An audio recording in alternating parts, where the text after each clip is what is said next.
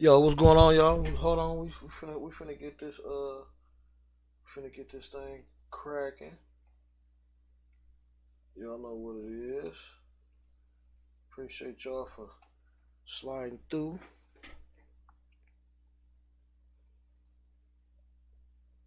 YouTube is the new home of NFL Sunday Ticket. Watch all your favorite NFL teams out of market Sunday. And y'all already know.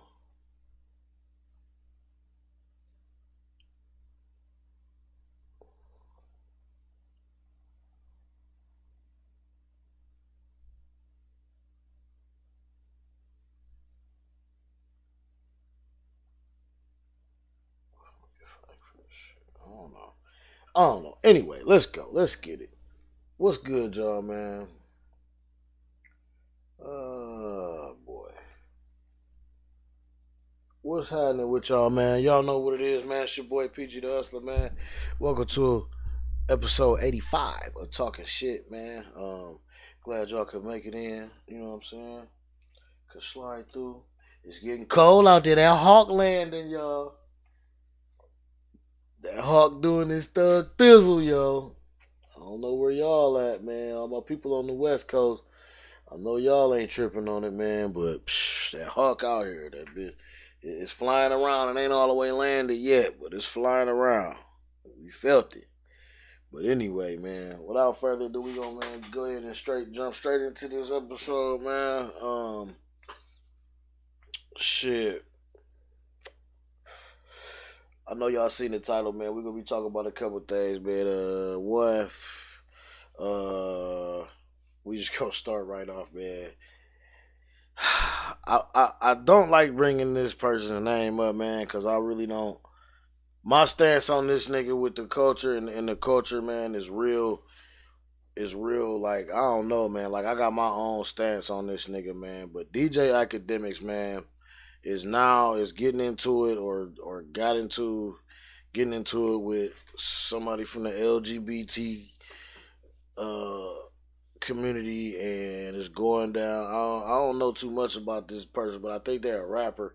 I heard the name before, and I think I seen him on a couple shows or something that be on like some Housewives. I don't know, Housewives or something. I don't know, but anyway, man, I just don't understand this nigga Akademics and the shit he be on, man. I really don't, man. Like I don't know. He be saying all this shit for the culture, man. He don't do.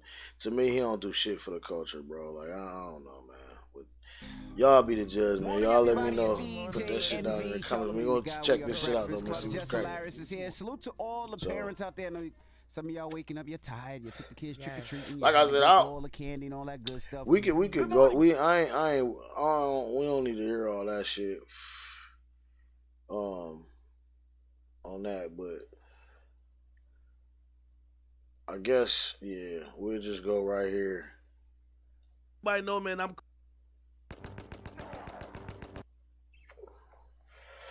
Of course, they be on some weird shit, but. The LGBT community, but no. So I guess that's what he said, man. On out, man. Let's everybody know, man. I'm cool with the LGBT community, but no body man like mother Saucy Santana could talk to me. Be spit in your face, nigga. Me and you couldn't even have a conversation. Boy, you need to go get right with God, nigga. Go get right with your mentality. Look in that mirror, nigga. Figure out what the going on with yourself. And we ain't indicting all homosexual people or people who whatever, but feel like you, we know you got a mental illness, my boy. Wow. Like, I want them to jump on. I don't know. So look, man. Even the shit he's saying is whack. Like, we indict people for what? What is you talking about, nigga? Who is you indicting? Like, who is you? I don't know. This nigga goofy, man. This nigga goofy as hell. On his head, because what happened? All right, anyway, my bad. When Saucy caught wind of what Akademics had to say, he hopped on his social media. And I think this is what. Let's just say, let's just listen. This shit. Pull up to your headquarters. Headquarters. I want to post to the motherfucking headquarters. I want to meet you in the club. I want to meet you in the field. I want to meet you in the streets. That's what the I want to do. And after I beat you, I'm going to you on your ass because you a bitch ass. Let's get it. What? Let me tell you something. You all never. Oh my gosh, that.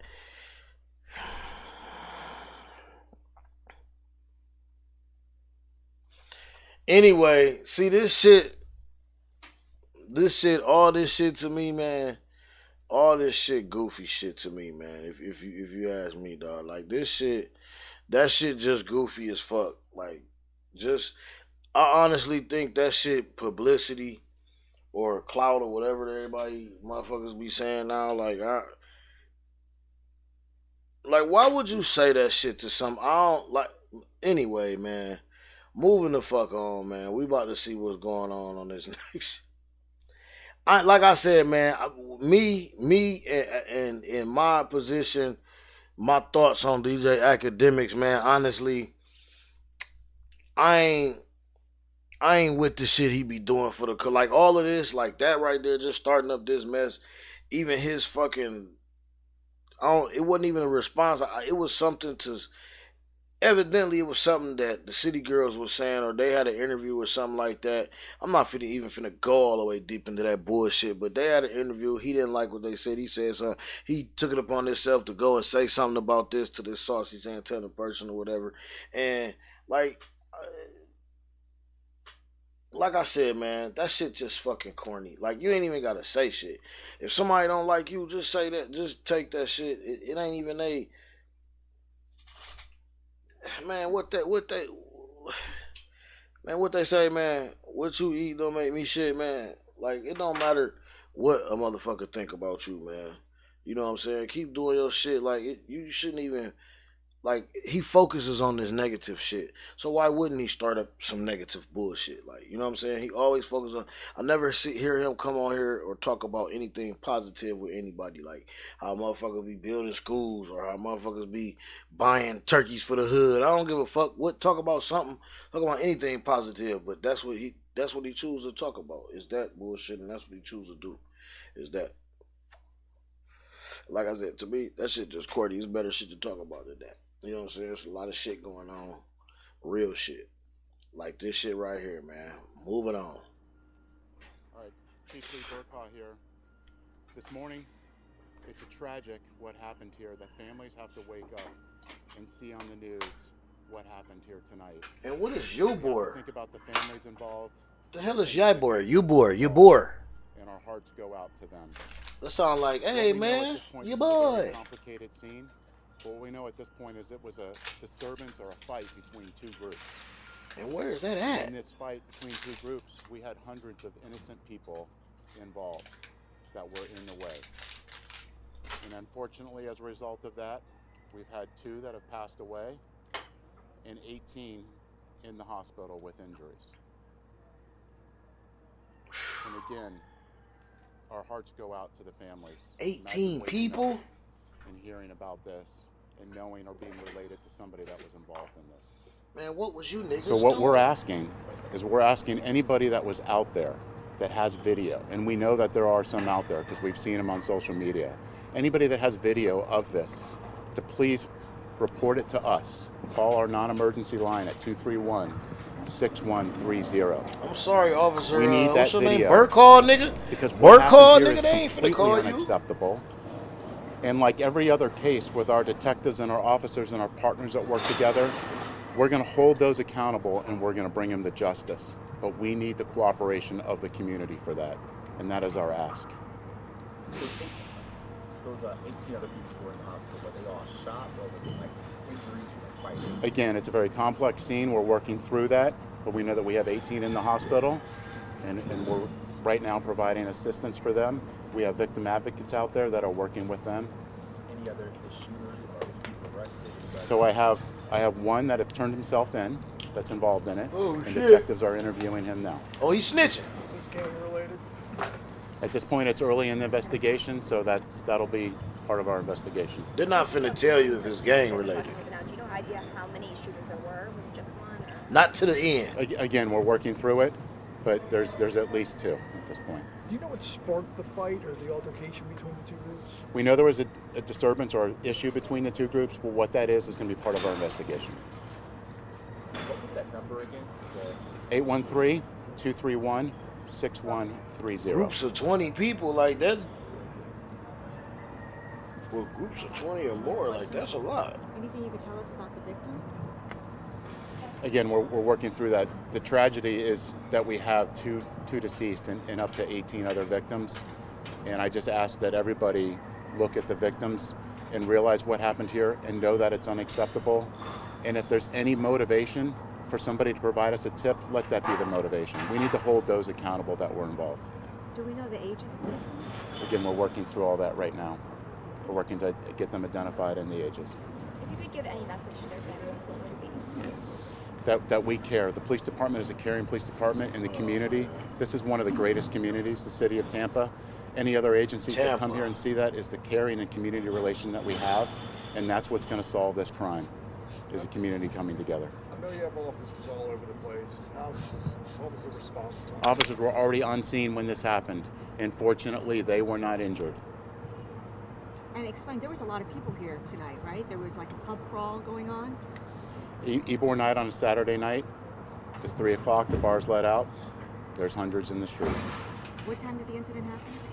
Just before 3 a.m. Wow. And there's at least one shooter still at large? Again, we're working through that right now. Do you know if these folks were roaming the streets when they bumped into each other and had their altercation? Did they come out of a bar or something? It's part of the investigation, whether they came from a bar or whether they were just on the street. That'll be part of the investigation. And it happened on the street, not inside a place? From what we know now, it happened in the street. All right?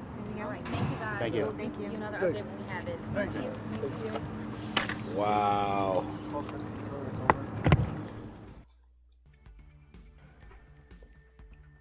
Wow, that's crazy, man. That's fucking nuts, yo.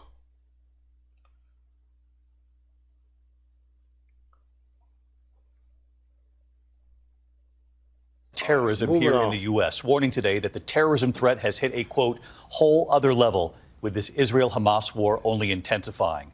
And tonight, a horrific scene after an Israeli airstrike hit a refugee camp in Gaza, one of the most densely populated areas in the Gaza Strip.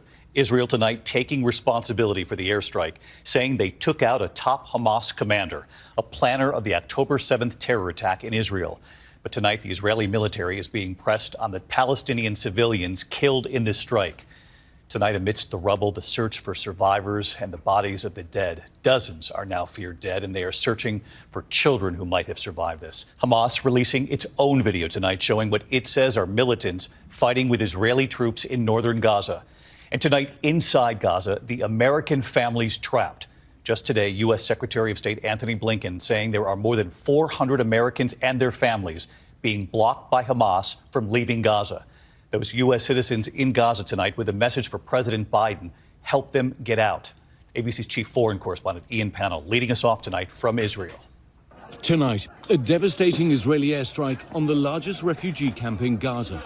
The health ministry that's run by Hamas says at least 52 people killed. Residents clawing through this huge bomb crater in Jabalia, pulling out survivors, some children coated in dust and debris. Shell-shocked residents looking on in horror, overcome with anguish. This man claiming the body of a child is inside the bag he's holding. And at a nearby hospital, scenes of chaos. Doctors treating victims on the floor, saying they received hundreds of patients, many injured, many dead. Israel confirming it carried out the strike, saying it targeted and killed a top Hamas commander who helped plan the October 7th massacre that left 1,400 dead in Israel. We pressed the IDF on why they targeted an area known to be a refugee camp packed with people. We understand that there were secondary explosions and that the subterranean infrastructure also exploded or imploded as a result of some kind of secondary explosion, and that there are quite a lot of casualties in the area, presumably civilian. Sorry to interrupt. Civilian casualties. At this stage, I can't confirm that. I assess that is the case. The IDF accuses Hamas of using the population as human shields, building its tunnels below civilian sites. So is your message to the civilians left in northern Gaza that if you don't leave, there's a significant chance you could be killed? We have said this for almost 2 weeks. This is an area of main combat operations. If you stay, you are actively endangering yourself. You should do the smart thing. Do not become the human shield that Hamas wants to use you for and evacuate south to a safer area. But Israel has bombed southern Gaza too. Israel says its troops are now fighting face-to-face in the west of Jabalia, 3 miles into Gaza, and for the first time since the ground incursion began, reporting 2 of its soldiers have been killed. We were just a couple of miles from the fighting today. We're hearing the sound of Israeli artillery outgoing into Gaza. There's another one there and another one. They're saying now that they're pushing deeper and deeper into Gaza itself. And tonight, the US saying roughly 1,000 Americans and their family members remain stuck in Gaza, claiming Hamas is blocking their exit at the Rafah crossing into Egypt. Lena Beseso from Utah is trapped with her family, seen here trying to sleep with hands covering their ears. She's pleading with President Biden to help get them out. We're stuck here in Gaza, feeling abandoned. It is quite scary beyond words. It's horrifying here.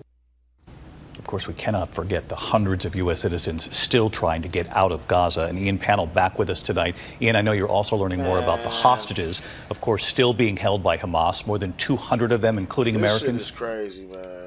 Yeah, that's right. In fact, the Israelis today upped the number to 240. Hamas saying that it's going to release foreign national hostages, quotes, within a few days. No more details, but we do know that negotiations so my whole thing is, despite the fighting. And the Pentagon now saying that while it's only seen press reports about that strike on Jabalia, that civilian safety should be taken Israel, into account. man, is really on some shit, moral man. Like, and a strategic obligation. David? Our chief foreign correspondent, Ian Pannell, leading us off here tonight. Ian, thank you. Hi, everyone. George Stephanopoulos here. Listen, Thanks for... man. Listen. I don't get how Israel think that they can do what the fuck they doing and, like,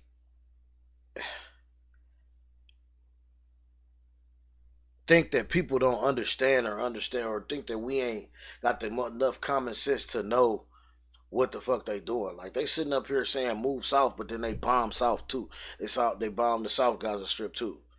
But every time you could, when he talking, every time you can, he tried to skip over, you know what I'm saying, the fact that it was civilian casualties. Dude came back like, yeah, civilian. They civilian casualties, nigga. They civilians. That's what I assess. That's what we like. No, nigga, you know they civilian. Just because you think that, just because they hide there. My thing is, why don't y'all have somebody special? Why don't y'all have Israeli special forces that can go in there and go get this nigga? Like, I don't get it. The U.S., we can operate when we have to go and get somebody. We can go and get just that person and not have to just kill everybody else around. Like, what kind of coward shit is that? Y'all killing innocent people that ain't got nothing to do with what's going on, just because these people using these people as a shield. And this is another thing that they steady to gloss over too. Hamas is using these people as a shield. It's not like, and I'm not on Israel's side or nothing, man. Don't get me wrong. Like, but it's not like they just firing into the shit without warning. They got a tip that they there, but like, how good is that tip? Like, that's what I'm saying. Like, I'm not understanding how they don't have no kind of special forces that can go in there and take out the people that they looking for. It's not hard to find somebody that they looking for in this day and age with the technology that they got. And you can't tell me technology ain't over there, because we watching everything that's over there. We watching stuff, and the Israeli forces gotta have some kind of technology like that to where they can understand and pinpoint who the fuck is where and do this shit without civilian casualties like that. Like, this shit is horrendous. That shit look like a real deal. I mean, it is a fucking war zone over there. Like, that shit is crazy. That shit nuts, man. Listen, man. Pray for, you know what I'm saying, the Palestinian people, man, and the shit they going through. If you truly, really want to know the story, man, I suggest you research that and realize what they going through is something real, and it's like it's years, centuries in the making. Like, but just go look that shit up for yourself, man. We finna move on to the next one, man. I ain't trying to hit y'all with that shit all motherfucking night, man. We finna move on to this next story. We see what we got lined up tonight, man. What we got lined up. What the next little thing got going on. Let me put this shit on the multi-stream. So.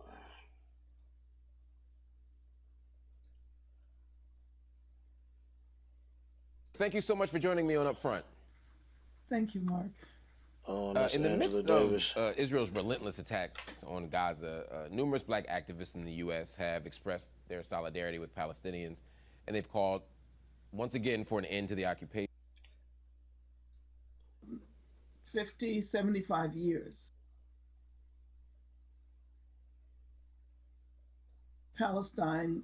June was up front, arguing that it was not only necessary to support people in Palestine, but to recognize that Palestine itself is a kind of moral litmus test for the world. Yeah. Of course, Nelson Mandela said that South Africa would not be free until Palestine is free. So Palestine occupies a very central place in the political imagination of the last 50, 75 years.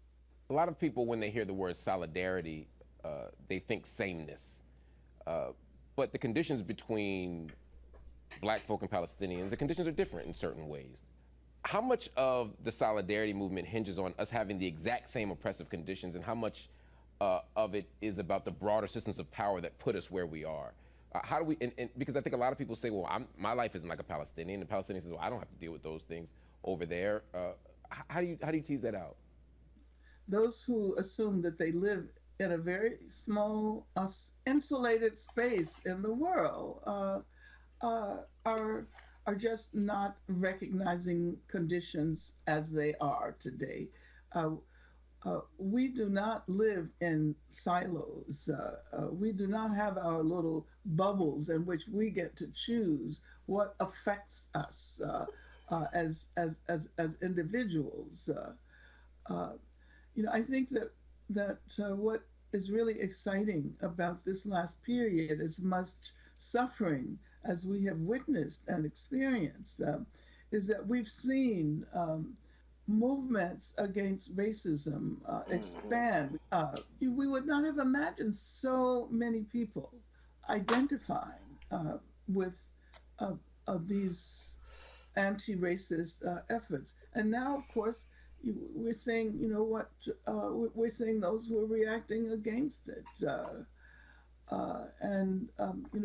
Those who don't want to see us move forward in our understanding of the way in which racism in the U.S. is very much connected to apartheid in South Africa, which is very much connected to apartheid in Israel. This is a question that can't be answered abstractly. I think it's a question that has to play out in the course of the practice of solidarity. One of the things that's come up in that practice of solidarity is conversations about the role of policing as well. For years, there have been exchange programs that bring together police, ICE, border control, FBI, all from the United States, along with soldiers, police, and border agents from Israel to share tactics on quote-unquote counterterrorism. Both the U.S. and Israel have been accused of repressive policing, of racial profiling, and they continue to sort of deepen their ties toward developing a kind of shared security model. When you see those relationships, what can we learn from that? Well, those relationships that link the militarization of the police in the U.S. and other countries to the leadership of Israel, the IDF, and which is trained police forces all over the country. It becomes clear. So I look, think that I want y'all to. these issues are intertwined.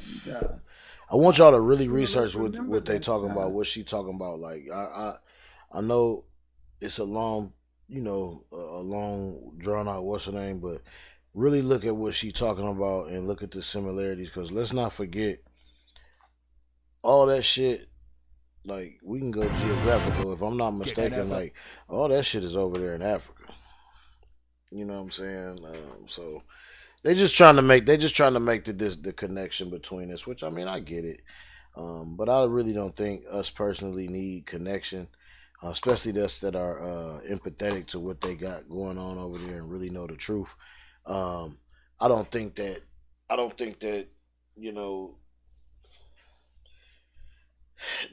we don't need to go that far. You know what I'm saying? We know the connection. Like it's ignorant people that live in a bubble, like she said, that's not assimilating the connection. You know what I mean with what we got going on here, because it's pretty much. I mean, they going through some struggles. We going through some struggles. You know what I mean? Some things over here, whether or not people know it or not, we are. You know what I'm saying? You might be you might choose to neglect it or choose to not to uh ignore it, but it's real shit out there, man. We got real shit going on here and abroad, y'all. So we definitely do. But research that shit, man, and especially before before y'all get to talking about it or picking sides or saying, hey, they doing this because doing that, like, because I ain't really got no side of it. I do know the history of what Palestine got going on and what they doing to them people, man, and I don't like at all what Israel is doing. And I don't mean to say I don't have a side as in saying disrespect. I'm just saying I don't have a side as because I mean, although our shit and what we got going on is kind of similar, like I'm really more focusing, on I gotta keep my mind set on what we got going on here, and we raising young boys and young men and young women out here, and we gotta focus on that. You know what I mean? And that's kind of where the focus be. So I don't really have time to worry about that, and I don't want to say it in a bad way or a negative way. I don't want anybody to take that shit from it. You know what I mean? I hope you don't. If you do, that's just what you wanted to do. But hey, I feel for him over there, man. Hey, I feel for him. So anyway, man, moving on, man.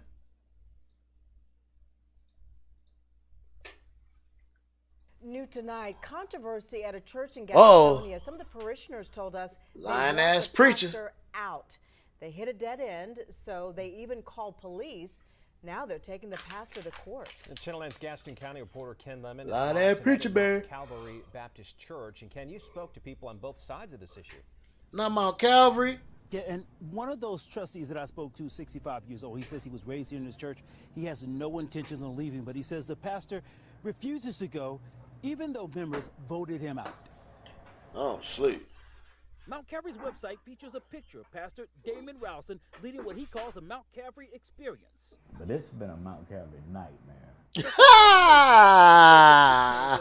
Seeking to remove the pastor, Mason was part of the board that approved the pastor about a year ago. He says he sees his hire differently now. I'm 65 years old, and I've never met a man like this. Mason told me several members and the pastor disagreed early on. He said in April, members voted 39-10 to remove Pastor Rowson, but the pastor refused to leave. He tried to put me out of the church. He tried to put other people out of the church. And that's when both sides started calling police to Sunday service. There were police coming to the church every Sunday for about 2 months. The pastor got his legal team to send a cease and desist letter to Mason. It says the meeting members reportedly voted to remove the pastor was neither properly scheduled nor conducted in accordance with established protocols. This is hilarious, yo. The Baptist Association stepped in as a mediator. Their committee investigated and sided with the pastor, but they can't enforce their ruling. It is a complete mess. Now Mason and other trustees want a jury to decide whether the pastor can remain in the pulpit. The majority of the church would like to see him removed. Sherman Mason said that members even held fish fries to raise the money for legal fees. The pastor also has a legal team. They hold it. Fish fries. Live in Gastonia, I'm Ken Lemon, Channel 9 Eyewitness News. Thank you, Ken. Yo, that is hilarious. This nigga will not leave. Hey, that church money y'all be getting, them offerings be hitting. This nigga balling off them offerings, y'all. Shit. 8-year-old child, thinking the 8-year-old child is a grown man that the cop is looking for. Let me give you the video first, and we'll get into it. Here it is.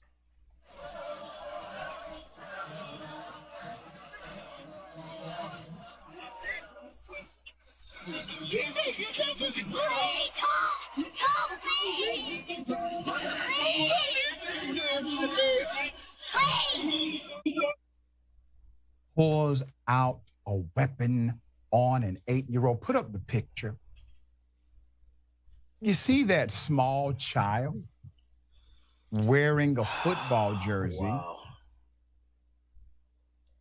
Well, the cop thought this was a man, a suspect. Shanice Stewart, pregnant California mother, says her 8-year-old son is traumatized after Sacramento police officers held them at gunpoint after mistaking the 8-year-old child for a teenage suspect wanted on 2 felonies. Keep that picture up. Does that look like a teenager to you? Of course not. And the cop is supposed to be a detective. He's supposed to be an investigator. Supposedly, this investigator thought this was a teenager. Stewart is now demanding the department issue her family an apology Fuck that. for their show of force toward her child. Let me give you details of what happened. Officers from the Sacramento Police Department pulled over Miss Stewart and her son, Brandon, while they were on their way to a football practice. This was October 17th at about 5 p.m. As soon as she was stopped, officers pulled out their firearm. Quote, I looked in the rearview mirror, and that's when I noticed the police officers had their guns out, Stewart said to KCRA. They had them aimed towards the car. So I listened to their instructions to toss my keys out of the window, open my door with my left hand, and get out slowly with my hands in the air. She added, I just followed instructions. Now remember, during this time, this is the time that's likely the most dangerous, because if one cop says, oh, I thought they were reaching for a weapon, and they start shooting and kill both, well, guess what? According to the Supreme Court, they get to go home. It's a subjective standard for police officers. As long as they say they felt their lives were in jeopardy, they can be wrong. Rest in peace, Jalen Walker. It is not objective for them. It is subjective for them. That's exactly There's what more. happened to While Jalen. they were detained, now remember the insanity here, they still proceeded with detaining clearly a baby, 8 years of age.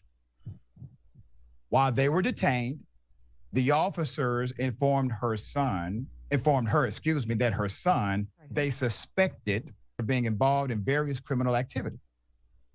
Stewart was taken aback as more law enforcement agents arriving in at least 3 additional cars. And then they brought in the helicopter for the 8-year-old. Okay, they brought in the helicopter, joined the officers that initially stopped her. Put up the picture again. This shit's so weak, man. Okay. Why do we need a helicopter? They're detained. You've detained a child going to football That's just practice. so fucking corny, man. You have backup.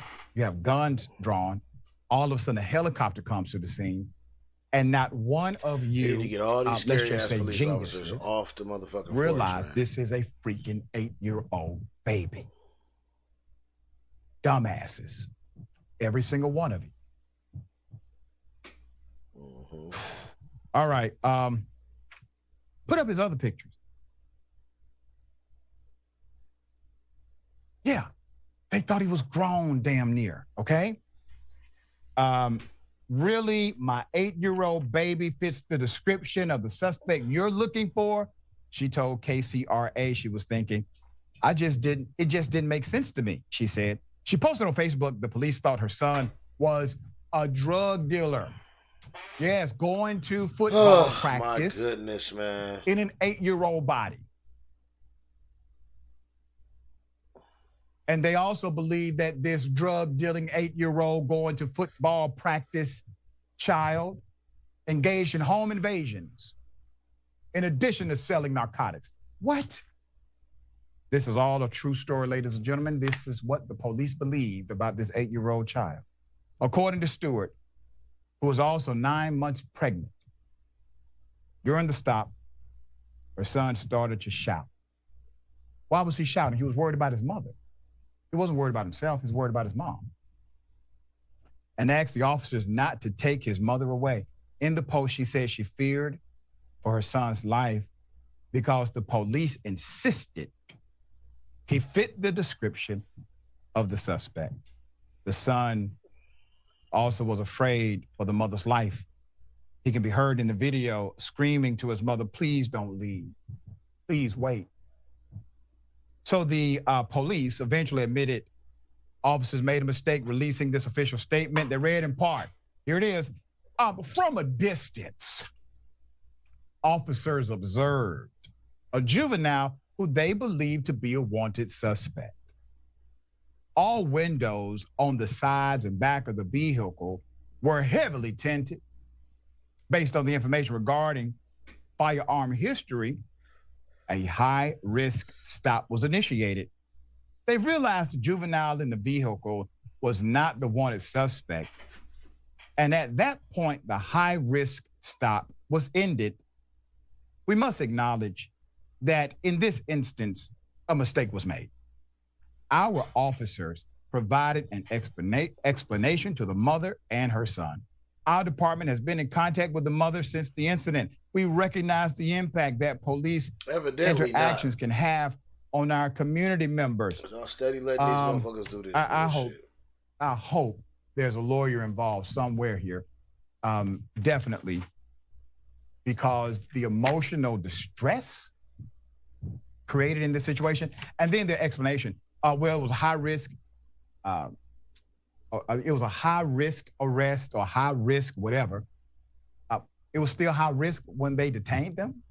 Clearly, one of your guys can see this is an 8-year-old kid. Clearly, they said this is a child. This person is 8 years old.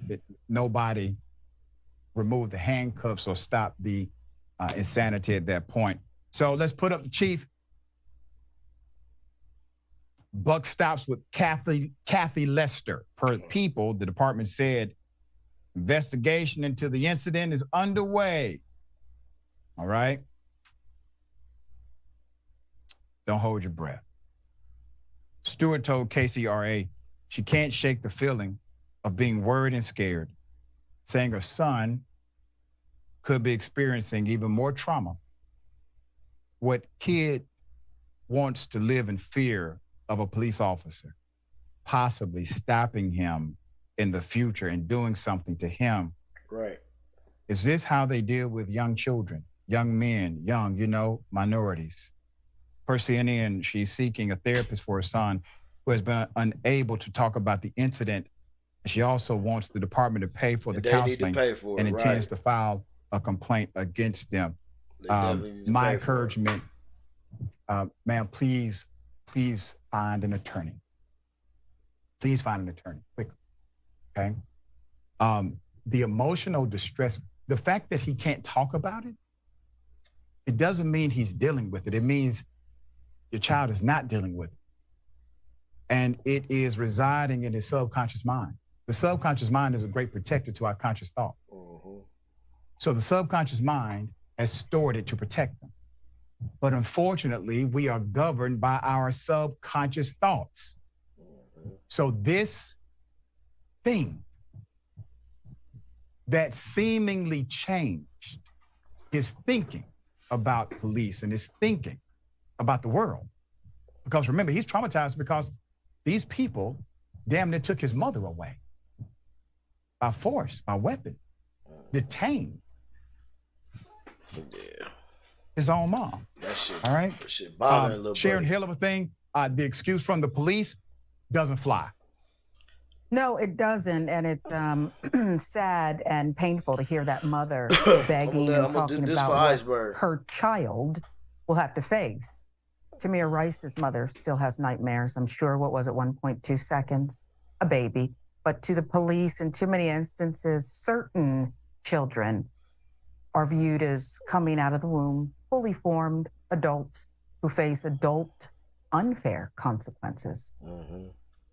Meet Heyman Bekele. He's just one. So this whole such situation here, man,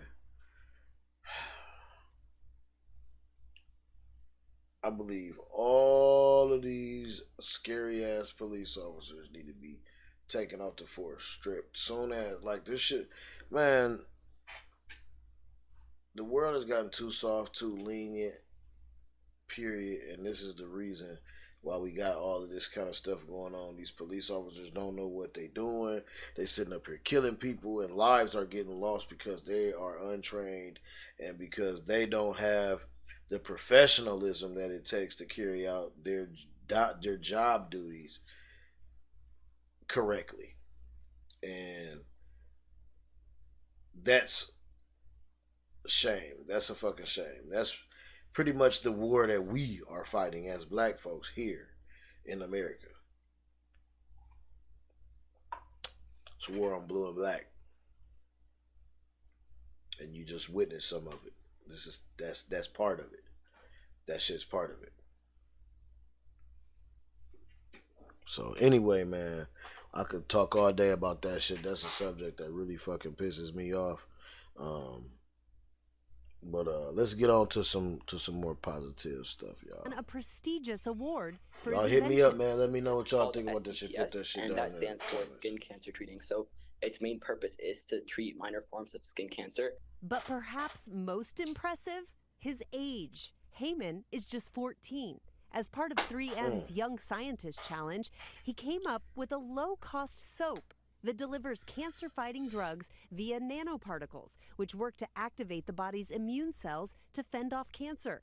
The high school freshman from Virginia was 4 years old when he emigrated from Ethiopia. He says it was those years in his native land that inspired his creation. I actually saw a lot of people who were working long hours under the hot sun. People work really long hours in the sun, and there is no awareness or any sort of information being shared around about how dangerous sun exposure really is. So then when they do end up developing issues like skin cancers, it's really just incredibly difficult for them to be able to afford the affordable cures. And the best part of Heyman soap is just how affordable it is. It only costs as low as $8.50 in comparison to modern day skin cancer treatments, which the average price of skin cancer treatment is almost $40,000. His soap won him that 3M challenge, and he's been awarded $25,000, which he plans to use on helping secure a patent for soap and to help pay for college. He's got big plans for the future. So by 2028, I actually hope to turn this bar of soap into a non-profit organization where I can provide equitable and accessible skin cancer treatment to as many people as possible. This That's could change a lot of fucking lives. dope. Heyman is looking to That's conduct human fucking testing on the soap and then dope. eventually get FDA My dog. Hi, everyone. George Stephanopoulos here. Now that's what's up, man. I like that shit, man. Put it back on Heyman, man. That's what's up, man. My dog done created the skin cancer treatment joint. That's cool, man. We need more people like this, man. We need more youngsters like this, man. 14 years old, man. Hats off to that young man, man. Man, that's just beautiful, man. So, man, we had a cool little easy show today, man. Little things going on, man. I'm sure it's more, man. It's a couple things going on. Matter of fact, it's one thing I do want to talk about. I want to bring up before we get up out of here. Let me see if I can find this right here, man. Just because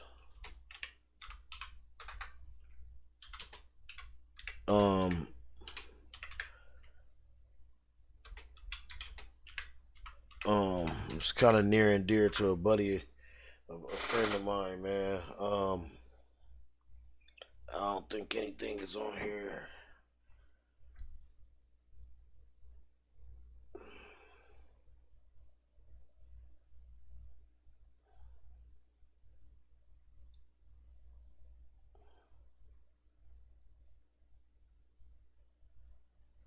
don't know if it's gone. Well, I don't think I'm gonna be able to find nothing on here, man. About it.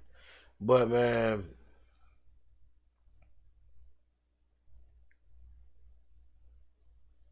I just want to say it was a shooting at Legends nightclub over the weekend, and a fella by the name of Slim lost his life. Man, brother by the name of Slim lost his life, and he was, he was one of my people. I guess he's from Detroit. He's one of my Detroit friends. One of his day ones. One of his close friends, man. So I just want to say rest in peace, man, to that brother, man. And I always say this shit, man. I really stand on this shit, man. This gun violence and the way that niggas are just shooting, and I don't even think he was targeted. From what the story I was told, I don't believe he was targeted. It was just some random act, like the people who was trying to get in the club couldn't get in the club, and they was mad, and they came back and shot the club up, and he just happened to be at the door, wrong place, wrong time. And that's sad. Like, that's fucking tragic. Like, he's a young black man, been his owner, man. He's just trying to do. He probably just trying to hang out on the weekend. Just trying to hang out, and then lost his life. Like, just because somebody want to be cool or mad because they couldn't get in the club. Like, maybe that wasn't the club for you right there. You wasn't supposed to be there right then and there, man. Like, that's weak, man. I just think this shit need to stop, man. And we don't know. Like, I don't know if y'all got some suggestions, man. I mean, for real, what we need to do to get this shit, to these youngsters, man, to these people, like, I don't know what we need to do to break this cycle. What we need to do to break this mentality that they have that this gun violence is cool. That shooting some shit make you tough. That shooting some shit make you, make you real. Like that, make you real dumb. Honestly, you know what I'm saying. That's the only thing it does. You be more of our young brothers like this, man. Like, want to be doctors, lawyers, inventors, and stuff like that. I mean. I don't know. Like, where have we gone, man? You know what I'm saying? I know I try to instill the right things in my children, you know what I'm saying? And but I do know, and just from the experiences that my children have had, that everybody's not doing the same thing with their children. So, man, all I want to leave y'all with tonight, man, is please take them kids under y'all wing, man. Like we always tell y'all, man, spread some love. Tell somebody you love them. You know what I mean? Check on your peoples. You know what I mean? And just, just keep that positive shit going, man. Keep that positivity flowing, man. We need that shit, y'all, man. We heading into some tough times right now. We heading into some tough times, like right now, for real, man. So, we need all the positivity we can get, and we need to stick together, man, for real. And that's no fucking joke, y'all. All right, I'm going to leave y'all with that tonight, man. And appreciate y'all coming through, man. Peace.